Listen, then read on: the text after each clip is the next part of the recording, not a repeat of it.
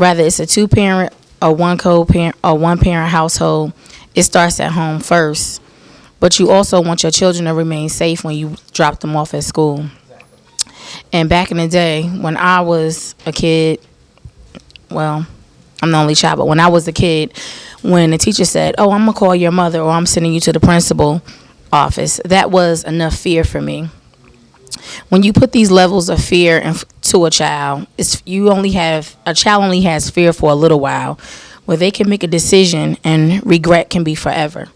So I feel as though we have too many mediocre teachers in our public school system, and a lot of them are not people of color, and a lot of them are mediocre or lower than mediocre, where they feel as though what can I say? They're using the Title I schools for a resume booster.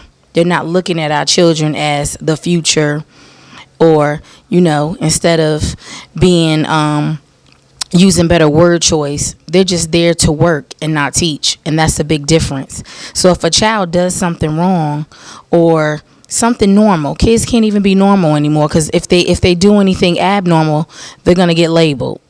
So now you're gonna call the police officer because the kid is acting out. We don't know what they're going through or what they do, and then they get arrested. And then now you got their child hating school and ready to do bigger things, and now an ant is an elephant, and the principals don't want to do nothing, so they got the SRO to do their jobs, and that's why they're making the $333,000 salaries, and our kids are getting a prison number instead of a high school diploma. So that's about it. I mean, I just wish things would get better, and I think our children are our future, and we need to worry about having we just need to screen staff more, and we need to stop voting and not know who we're voting for. And we need to come as a community to get these different type of folk that's in our schools. And I don't mean to say it like that, but a spade is a spade. And we have a lot of loose running people in the school system that do not like black children, point blank, period. Whether they come from good families or not, we have people in the building that are really, really leaving a mental stain in our children's brain, where they're so busy looking at the SRO gun instead of looking at the board.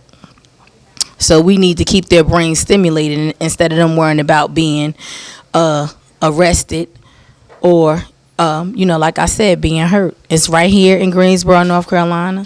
Mo Green is our superintendent. He looked like he about to fall asleep out there on the board. But this is who we paying big dollars for. One SRO made $92,000. I don't know if it was $92,000 or $98,000. That can be used in our functionally illiterate children that are graduating high school.